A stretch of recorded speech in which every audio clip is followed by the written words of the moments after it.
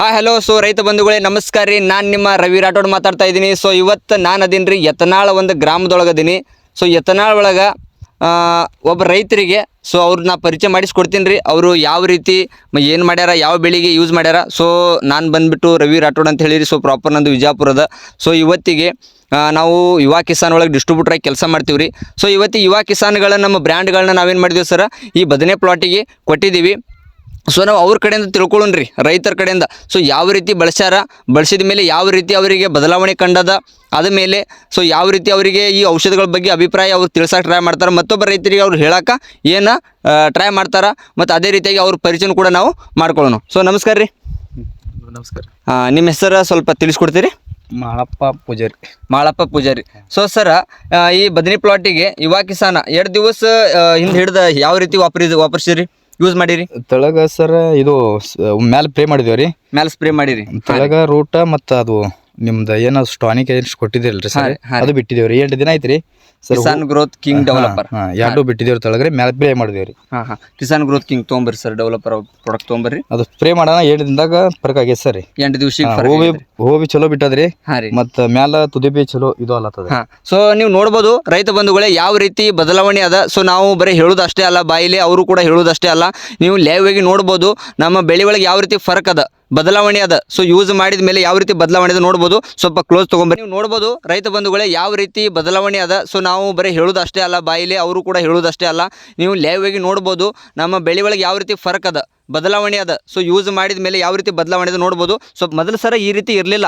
So ಯಾವುದೇ ರೀತಿ so ನೋಡ್ಬೋದು ರೀ ಯಾವ ರೀತಿ ಬ್ರಾಂಚಸ್ಗಳು ಹೊಡಿಲಾಕ ಚಾಲು ಆಗ್ಯಾವು. ಮತ್ತು ಇನ್ನೂ ಕೂಡ ನೋಡ್ರಿ ಬ್ರಾಂಚಸ್ಗಳು ಎಷ್ಟು ಅದ, ಹೂವಿನ ಸಂಖ್ಯೆ ನೋಡ್ರಿ.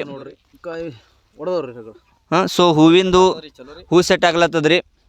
ಆಮೇಲೆ ಇದೇ ರೀತಿ ಮತ್ತೊಬ್ಬ ರೈತರಿಗೆ ಏನು ಹೇಳಕ್ಕೆ ಇಷ್ಟಪಡ್ತೀರಿ? ಅದು ಆರ್ಗ್ಯಾನಿಕ್ ಎಲ್ಲ ಏನೈತಿ ಇದ್ರ ಅಷ್ಟು ಬಿಡಬೇಕಾಗ್ತದ್ರಿ, ಮ್ಯಾಲ ಸ್ಪ್ರೇ ಮಾಡ್ಬೇಕಾರಿ ಚಲೋ ಬೆಳೀತದ್ರಿ.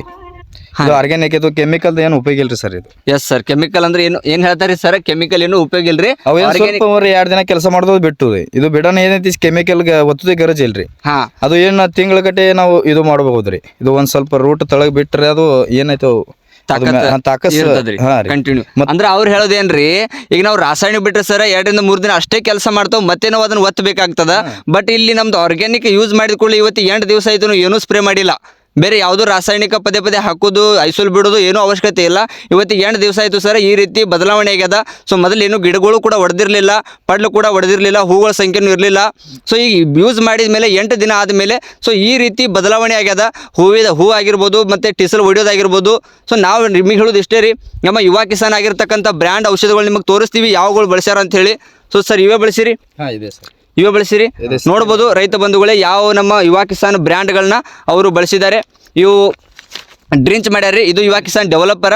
ಇದನ್ನೇನು ಮಾಡ್ಯಾರ, ನೆಲಕ ಡ್ರಿಂಚ್ ಮಾಡ್ಯಾರ, ಕಿಸಾನ್ ಗ್ರೋತ್ ಕಿಂಗ್ 3 ಕೂಡಿಸಿ ಡ್ರಿಂಚು ಮಾಡ್ಯಾರ, ಮತ್ತು ಗ್ರೋತ್ ಕಿಂಗ್ ಮಿಕ್ಸ್ ಮಾಡಿ ಕೂಡ 2 ಸ್ಪ್ರೇ ತೊಗೊಂಡಾರಿ. ಸೊ ಅದ್ರ ಒಳಗೆ ಈ ರೀತಿ ಬದಲಾವಣೆ ಅದ. ಮತ್ತೊಬ್ಬ ರೈತರಿಗೆ ಏನು ಹೇಳಕ್ಕೆ ಇಷ್ಟಪಡ್ತೀರಿ? ಇದೇ ಇದು ಕೆಮಿಕಲ್ ಇದಕ್ಕೆ ವಾಪರಿಸ್ಬೇಕ್ರಿ, ಅವ್ರದ್ದು ಅನುಕೂಲ ಆಗ್ತದ್ರಿ. ಮತ್ತು ಈ ಸಾರಿಗೆ ನೆಲದ ತಾಕತ್ ಕೊಡ್ತದ್ರಿ ಬೆಳೆಗೆ ರೀ.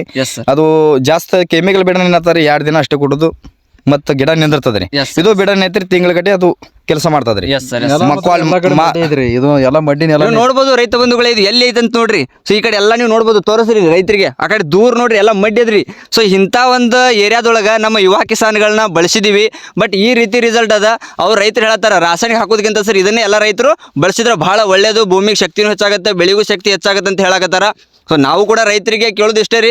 ಸೊ ಎಲ್ಲ ರೈತ ಬಂಧುಗಳೇ ತಮ್ಮ ಖರ್ಚನ್ನು ಕಡಿಮೆ ಆಗಬೇಕು, ಹೆಚ್ಚಿನ ಇಳುವರಿ ನೀವು ಪಡ್ಕೋಬೇಕಪ್ಪ ಅಂದರೆ ನಮ್ಮ ಯುವ ಕಿಸಾನ್ ಸಾವಯವ ಉತ್ಪನ್ನ ಪ್ರಾಡಕ್ಟ್ಗಳನ್ನ ಬಳಸ್ರಿ. ತಮ್ಮ ಹೊಲದೊಳಗೆ ತಮ್ಮ ಖರ್ಚು ಕಡಿಮೆ ಮಾಡ್ಕೊರಿ, ಒಳ್ಳೆ ಥರನಾದ ಆರ್ಗ್ಯಾನಿಕ್ ಬೆಳೆಯನ್ನು ಬೆಳೀರಿ ಅಂತ ಹೇಳ್ತಾ. ಯಾಕಂದರೆ ಇವತ್ತಿನ ದಿನಮಾನ ಗೊತ್ತಾಗತ್ತದ ರಾಸಾಯನಿಕ ಅತಿಯಾದ ಬಳಕೆಯಿಂದ ನಮ್ಮ ಜನರಿಗೆ ಏನಾಗ್ತದೆ, ರೋಗಗಳ ಸಂಖ್ಯೆ ಜಾಸ್ತಿ ಆಗ್ಯದ. ಸೊ ಅದನ್ನು ನಾವು ಕಡಿಮೆ ಮಾಡ್ಕೋಬೇಕು. ನಮ್ಮ ಭೂಮಿ ಬಂಜರಾಗೋದನ್ನು ಉಳಿಸ್ಬೇಕಪ್ಪ ಅಂದರೆ ನಮ್ಮ ಸಾವಯವ ಪ್ರಾಡಕ್ಟ್ಗಳನ್ನ ಬಳಸ್ರಿ, ನಿಮ್ಮ ಭೂಮಿಗಳನ್ನು ಉಳಿಸ್ರಿ ಅಂತ ಹೇಳ್ತಾ. ಸೊ ಈ ವಿಡಿಯೋನ ಇಲ್ಲೇ ಮುಗಿಸ್ತೀನಿ. ಸೊ ಜೈ ಹಿಂದ್, ಜೈ ಯುವ ಮಾರ್ಟ್.